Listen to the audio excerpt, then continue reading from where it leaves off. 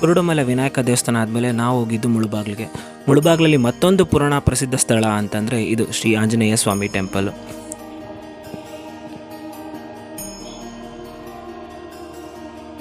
So ಎಲ್ಲೆಲ್ಲಿ ಯಾವ ಮುಳುಬಾಗಿಲಲ್ಲಿ ಯಾವ ದೇವಸ್ಥಾನ ಎಲ್ಲೆಲ್ಲಿದೆ ಅಂತ ಅಂದ್ಬಿಟ್ಟು ಫುಲ್ ಡೀಟೇಲ್ಸು.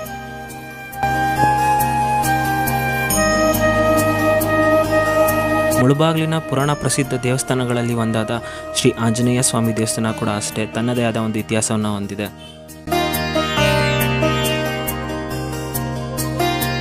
ಮುಳುಬಾಗಿಲು ಶ್ರೀ ಆಂಜನೇಯ ಸ್ವಾಮಿ ದೇವಸ್ಥಾನದ ಇತಿಹಾಸನ ನೋಡೋದಾದರೆ, ಶ್ರೀಕೃಷ್ಣನ ಆಜ್ಞೆಯ ಮೇರೆಗೆ ಮಧ್ಯಮ ಪಾಂಡವನಾದ ಅರ್ಜುನನ ಕೈಯಿಂದ ದ್ವಾಪರ ಯುಗಾಂತ್ಯದಲ್ಲಿ ಪ್ರತಿಷ್ಠಾಪಿಸಲಾಗಿದ್ದು ಅಂತ ಹೇಳ್ತಾರೆ.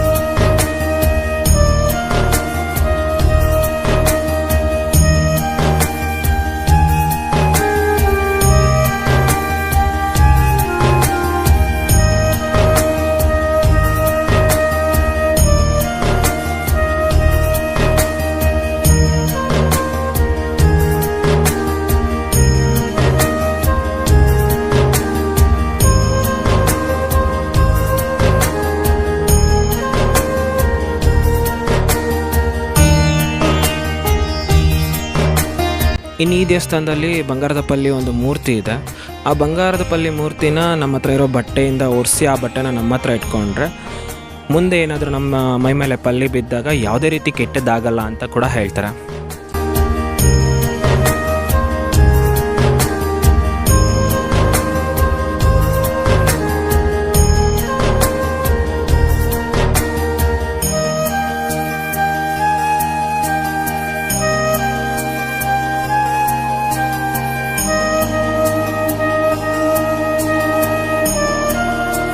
ಶ್ರೀ ಆಂಜನೇಯ ದೇವಸ್ಥಾನ ಆದಮೇಲೆ ನಾವು ನೆಕ್ಸ್ಟ್ ಹೋಗಿದ್ದು ಮುಳುಬಾಗಿಲು ದೋಸೆ ತಿನ್ನೋ ಅಂತ. ಬಟ್ ಅಲ್ಲಿರೋ ಲೋಕಲ್ಸು ಒಂದು ಹೋಟೆಲ್ ಹೇಳಿದ್ರು, ಬಟ್ ಆ ಹೋಟೆಲ್ ಅವತ್ತು ಕ್ಲೋಸ್ ಆಗಿತ್ತು. ಸೊ ಹಂಗಾಗಿ ಆ ಹೋಟ್ಲಿಗೆ ಹೋಗೋಕ್ಕಾಗಲಿಲ್ಲ. ಬಟ್ ಅಲ್ಲಿಂದ ಮೇಯ್ನ್ ರೋಡಲ್ಲಿ ಒಂದು ಹೋಟೆಲ್ ಇತ್ತು ಹೈವೇಲಿ. ಸೊ ಏನೂ ಮಾಡೋಕ್ಕಾಗಲ್ಲ ಅಂತಂದ್ಬಿಟ್ಟು ಇದೇ ಹೋಟ್ಲಲ್ಲಿ ಮುಳುಬಾಗಿಲು ದೋಸೆನ ಆರ್ಡ್ರ್ ಮಾಡ್ಕೊಂಡು ತಿಂದ್ವಿ. ಟೇಸ್ಟ್ ಓಕೆ ಆಗಿತ್ತು. ಬಟ್ ಫ್ರೆಂಡ್ಸ್ ಎಲ್ಲ ಸಜೆಸ್ಟ್ ಮಾಡಿದ ಹೋಟ್ಲು ಬಂದುಬಿಟ್ಟು ಅವತ್ತಿನ ಕ್ಲೋಸ್ ಆಗಿತ್ತು. ಸೊ ಹಾಗಾಗಿ ಏನೂ ಮಾಡೋಕ್ಕಾಗಲಿಲ್ಲ. ಬೇರೆ ಹೋಟ್ಲು ಕೂಡ ನೋಡಿದ್ವಿ, ಸುಮಾರು ಹೋಟ್ಲುಗಳು ಕ್ಲೋಸ್ ಆಗಿತ್ತು. ಯಾಕೆ ಅಂತ ಗೊತ್ತಿರಲಿಲ್ಲ. ಹೈವೇಲಿ ಓಪನ್ ಇದ್ದಿದ್ದು ಒಂದೇ ಹೋಟೆಲು. ಸೊ ಇಲ್ಲೇ ತಿನ್ನಬೇಕಾಯ್ತು. ಇನ್ನು ನೆಕ್ಸ್ಟ್ ನಾವು ಹೋಗಿದ್ದ ದೇವಸ್ಥಾನ ಬಂದುಬಿಟ್ಟು ಶ್ರೀ ಪುರಾಣ ಪ್ರಸಿದ್ಧ ಗರುಡ ದೇವಾಲಯ. ಈ ಪುರಾಣ ಪ್ರಸಿದ್ಧ ಗರುಡ ದೇವಸ್ಥಾನ ಬಂದುಬಿಟ್ಟು ಮುಳುಬಾಗಿಲಿಂದ ಸ್ವಲ್ಪ ದೂರ ಇದೆ. ಮುಳುಬಾಗಿಲಿನಿಂದ ಕೊಲಾದೇವಿ ಅಂತ ಒಂದು ಹಳ್ಳಿ ಬರುತ್ತೆ. ಸೊ ಆ ಹಳ್ಳೀಲಿ ಈ ದೇವಸ್ಥಾನ ಇರೋದು. ಪುರಾಣ ಪ್ರಸಿದ್ಧ ಗರುಡ ದೇವಾಲಯದ ಇತಿಹಾಸನ ನೋಡೋದಾದರೆ, ರಾವಣ ಸೀತೆಯನ್ನು ಪುಷ್ಪಕ ವಿಮಾನದಲ್ಲಿ ಅಪಹರಿಸ್ಕೊಂಡು ಹೋಗ್ತಿರ್ಬೇಕಾದ್ರೆ ಸೀತೆಯ ರಕ್ಷಣೆಗಾಗಿ ಜಟಾಯು ಬರುತ್ತೆ. ಸೊ ಜಟಾಯು ಮತ್ತು ರಾವಣನ ನಡುವೆ ಯುದ್ಧ ಆದಾಗ ಜಟಾಯು ಕೆಳಗೆ ಬೀಳುತ್ತೆ. ಸೊ ಆ ಕೆಳಗೆ ಬಿದ್ದ ಜಾಗವೇ ಈ ಕೊಲಾದೇವಿ.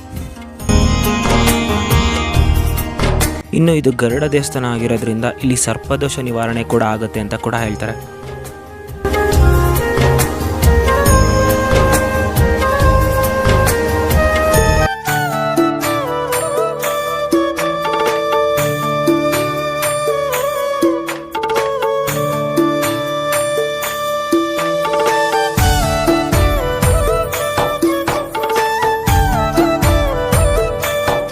ಸೊ ಫೈನಲ್ ಆಗಿ ನಾನು ಹೋಗಿದ್ದು ಕೋಟಿಲಿಂಗೇಶ್ವರಗೆ.